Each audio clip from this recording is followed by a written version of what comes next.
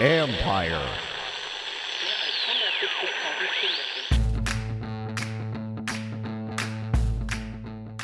Hello and welcome to my podcast. Do me a favor, subscribe to the John Comm Report wherever you get your podcasts. If you're watching on YouTube, hit that like button, hit that subscribe button, and you can find us there as part of Empire Media, AMPIRE. Always much appreciated when you tune in. Don't forget, you can read my work on ESPN.com. In a minute, I'll be joined. Oh, by the way, on ESPN.com, I have a story up now. I mentioned this yesterday about Jaden Daniels and his continued evolution as a quarterback, and talking to a bunch of coaches at the NFL owners meetings earlier this month about just like from their experience, how do you help a young quarterback continue to evolve? Because the NFL is going to try and figure him out. So Daniel's job and Washington's job is to help him continue to grow. I don't have any doubt that they're going to do that. I think he is well equipped to do that in Washington. I think with the staff, with the people they have around him, plus he has the right mindset and work ethic to then do his part to continue to grow. But rest assured, the league's going to try and figure him out. So what are some tips that some of these other coaches, Sean McVay, Andy Reid, Mike McDaniel, Brandon Beane, the GM for the Bills, what have they learned along the way to help to help a young quarterback continue to grow and develop? So there you go, ESPN.com. Anyway, in a minute, I'll be joined by the voice of the Commanders, Bram Weinstein, as we discuss the need or why the Commanders should go defense with their first pick, and also possibly with the second pick as well, because you can make a strong case that, listen, man, the positions they need, especially in this draft, would be defensive end and another cornerback. And funny thing is they don't need a guy to come in at either of those spots right away and start, because you do have guys in those spots like Jonathan Jones and Samerstill can hold down the corner spot opposite, Marshawn Lattimore. Well, now, and you have Igbenogany as well, but you still need to build depth, especially with a true outside corner, because Jones and Samerstill probably both better inside, as is Igbenogany. Jones and Samerstill have the ability to play outside. That helps, but it'd be good to have someone else younger there to develop. And there are some good corners in this draft that can help, that can fit what they need by being able to play, but also developing as they do that. They don't have to be a full-time guy. Same with defensive end. The way they the way you signed in free agency, it's helped mitigate the need to get an absolute 3-down guy right away. And it's hard to find that kind of guy anyways at 29. Those impact guys go higher in the draft. Guys at 29 have talent. There may be just one little part of the game you need to continue to develop to make them a full-time starter. And I think that's what they can get here at either one of those positions.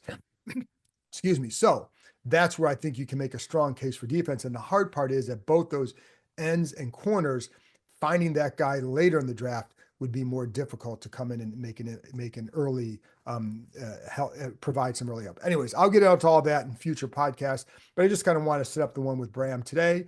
And without further ado, here is my conversation with the voice of the Commanders, Bram Weinstein. All right, Bram, we're back now with our case for the defense. And again, Matt Miller from ESPN, the draft analyst, spoke about this on Monday about, just kind of going over some of the players on defense in the draft that would be available to them at 29, in some cases, maybe in the second round or below. So I think there's an obvious case for the defense, especially at 29. There you go. Yeah, I mean, I think it's the more obvious case in the offense, really. For sure. Considering the moves that they made, the large moves that they made with Laramie Tunsil and Deebo Samuel, where they have injected a massive upgrade of talent at the offensive line and receiver group, it almost screams to you that defense is the way that they potentially should go. If you listen to what we talked about earlier, I would make the case that if you put the offense at a tipping point moment with either a receiver, a running back, or even an offensive lineman, but likely a skill position player, that directionally, at least in the short term, you might put yourself in a position to win a little bit more because you might have an overly dominant group. But if you feel like you're good enough where you are and you want to use the draft capital on something of what I would describe more of need, that's the defensive side of the ball. I think we can all agree to that if you're going to pick a side that has a need, to me, it's the defense. Yeah, I don't think there's any doubt about that. And listen, like we can talk about offense to me, in an ideal world, you're upgrading corner, you're upgrading, getting a young pass rusher in here, whether it's edge. There is like, if you got like a Derek Harmon at 29, and I talked to Matt Miller about him for a couple minutes, but you got him at 29, he's like, "Ah, we love that guy." Well, then take him because he can push that interior pocket and really get an impact there. Short of that, give me the impact edge or impact. It's hard to find an impact guy at 29. We'll be honest here. But give me a guy that I think what they've done in free agency, Bram, is allowed a young end or edge rusher to come in and just be an edge rusher. They don't have to be a three down contributor. So you can develop them as an overall player while just saying, hey, this is what you do well. Let's go do it. And there are a couple guys like Ezaraku from Boston College. I really like the kid Oladaju from UCLA in the second round. So I think there's some intrigue there. But like, here's the other thing. Again, numbers. I got these numbers. Four-man rushes. They like as a pass rush defense, they actually were much better than people think. Like their sack percentage was in the top 10. They had their sack total was 11th overall with 43. However, with four-man rushes, they were 26th in the NFL with 22 sacks. They need to improve in that area with a coverage unit that hasn't been, that needs to some help. So if you can get a young guy there that maybe gets you more four-man rushes, more effective four-man rushes, that would be a big bonus. So that's one reason I go there. Like Landon Jackson's a guy to watch, but I think he's probably more of an early second round guy if they traded back. But I do think they can get a guy that can be developed at 29. First as a guy, as a situational guy, and then a down the road starter for sure. Yeah, I think it's what's most impressive really about the numbers of how they did against the pass rush is they don't have their Micah Parsons out there. That's what we're talking Right. about right now. Like they Right. don't have Exactly. somebody like this. And secondarily, consider how much, especially early in the season, that they knew their secondary was a liability. And so you got to think about that.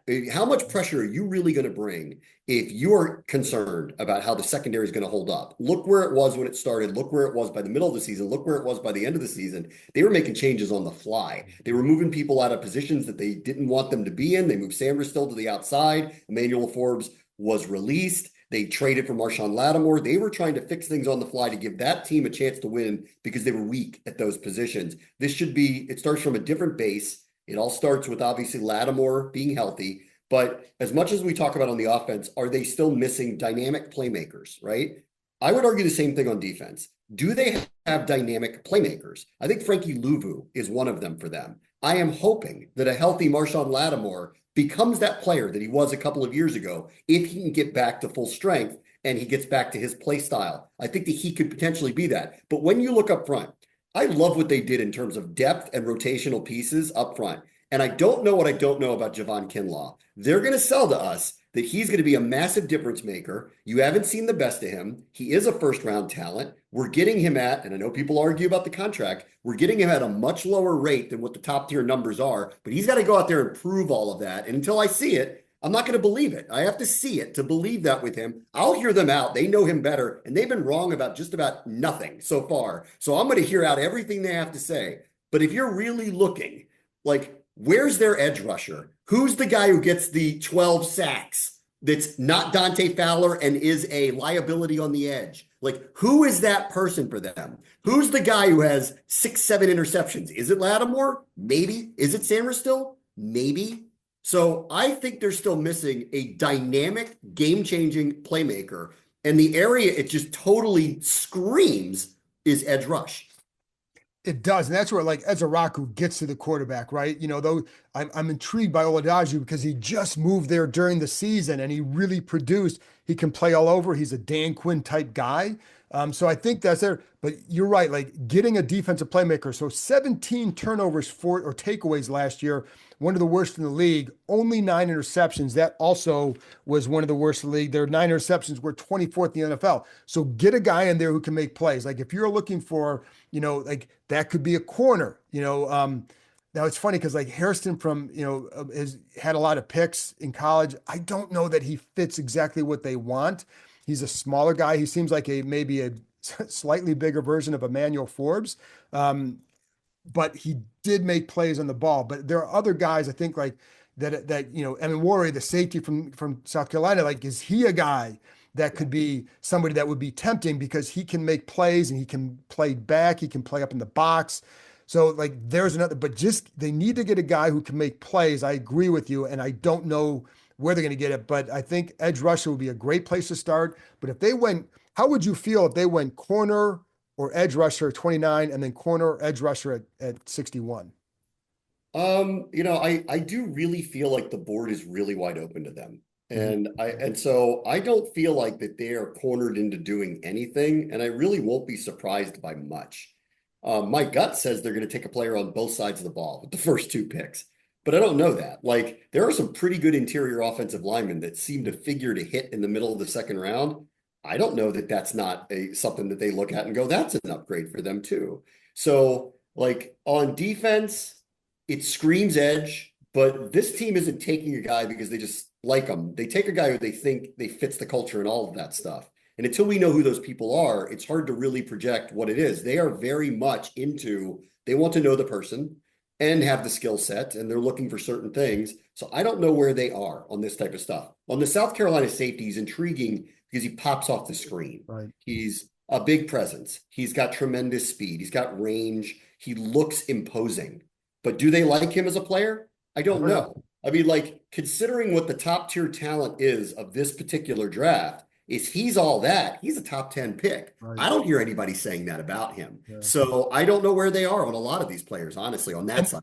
Listen, also along those lines, and you have guys like Mike Green, James Pierce, who there are questions about other aspects of, the old character concerns, whatever. That are those guys that would be, some that whom they would consider. And I don't know. And I would, well, I don't know. So I can't even say. But you're right. Like, I don't know what they think. But my point is, like, if let's say they end up with a corner, let's say they take Amos at 29 and they get Oladaju in the second round, what would you think? Okay.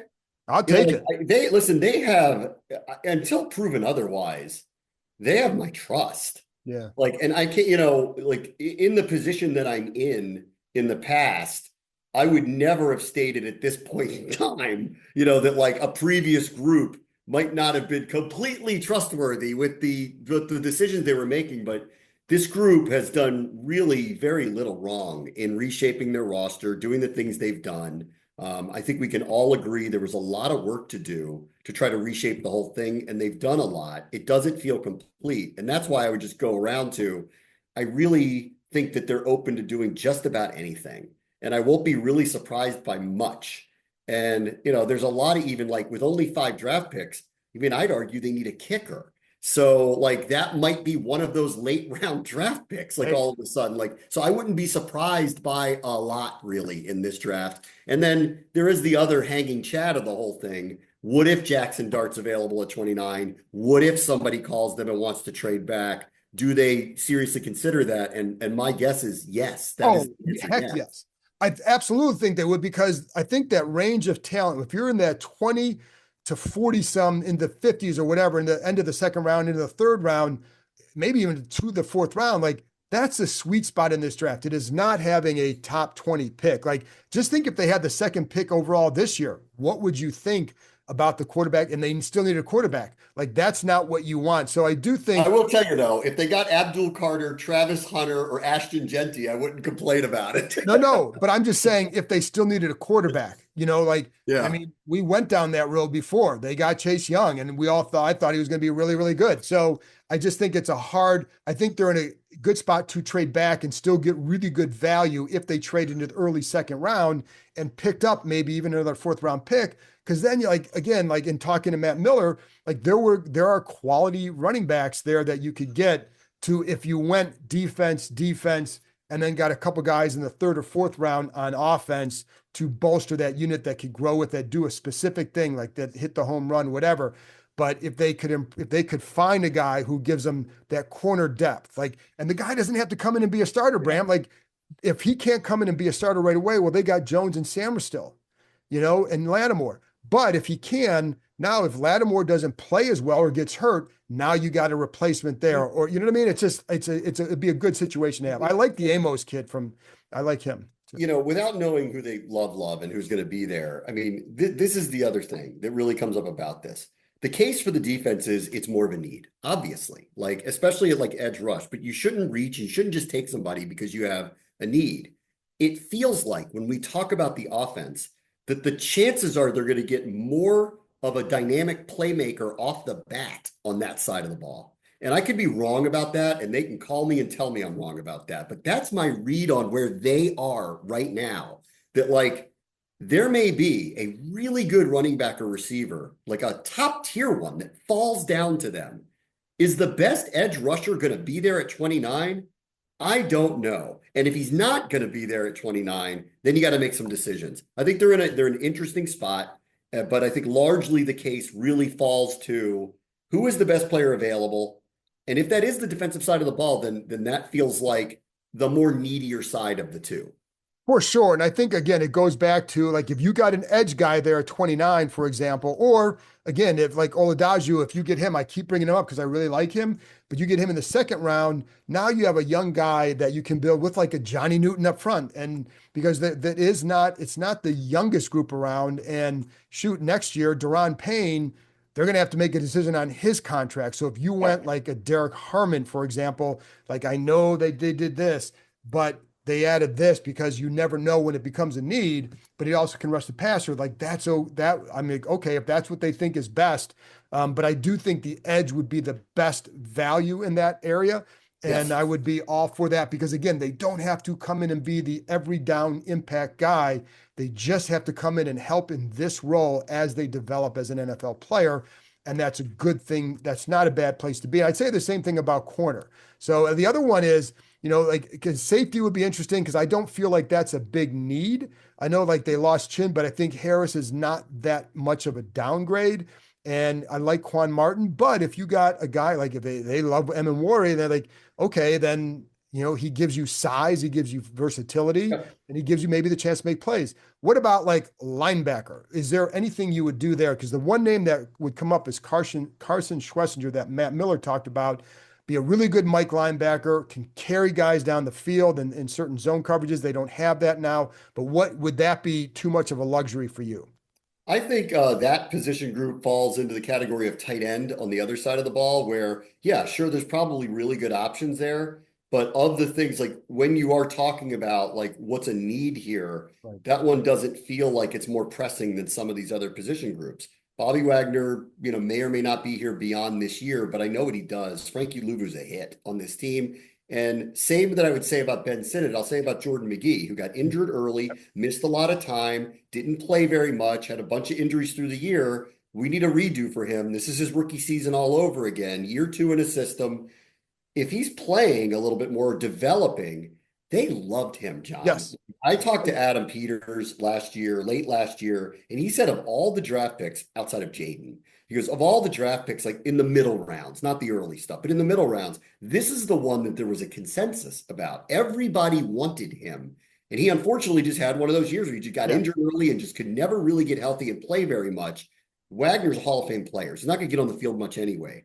If he's going to develop more, or they think he's going to develop more, I don't know how you take a linebacker early in the draft. Like that's it. But if they don't think he's going to, well, then maybe this what opens the door for what is the succession plan for Wagner. Right. And then it depends, like, because they definitely see McGee as the potential successor to Wagner.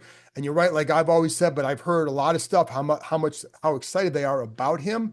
So they clearly think now if they think he can play multiple spots, but I agree with you. Like to me, that would be more of a luxury pick as far, and I also think the value for this team and this draft and those in that range would be edge rusher on defense and then corner as well. And a couple safeties. So that's where I would look to for sure. And I think, they definitely need to improve that side of the ball. We all know that they need to get better against the run. We know that. Again, another stat, 8 of the top 10 teams against the runs last year in yards per carry made the playoffs. There was one team in the bottom 10 last year that made the playoffs, bottom 10 against the run that made the playoffs, and that was Washington. That's you don't want to try and duplicate that, but I do think they got better against the run. I don't know how 100%. much better yet. I don't know how much better. No, the moves that they made on the defensive line, and specifically people like Dietrich Wise, who really stand out as these are stout good professional defensive players. The edge should be better. What we're missing here, though, is who's the playmaker that turns something upside down? When they talk about ball is life and getting turnovers, that was not their strength a year ago. They need to find people that can help them do that. I think they're stronger across the board in general, with the exception of I know what kind of player John Allen was, and I don't know what kind of player Javon Kinlaw is. They're swapping out those two basically as starters. Let's see how that goes. And obviously, I'll be optimistic about their opinion on all of that. Let's see how that goes. It still doesn't change the fact that on the edge, they do not have a dynamic playmaking player. Right. And it screams a need, but at 29, you're not getting Abdul Carter, right? So let's see what happens here. Right. It's a guy that you still have to hope develops. It's hard to become a good pass rusher in the NFL, especially as a rookie. So that's why. But I also am optimistic about what Johnny Newton can do, and I think he'll develop too. And you kind of factor that into that. But they definitely need to add more pass rush help to make their 4-man rush more effective for sure. Anyways, Bram, my dog is calling me to take him out, as you can hear. So that's gonna wrap up the case for the defense. Thanks a lot as always. See ya. That's it for this episode. Thanks to Bram for joining me, and thank you as always for tuning in. I'll be back with another episode on Thursday. So I'll talk to you next time.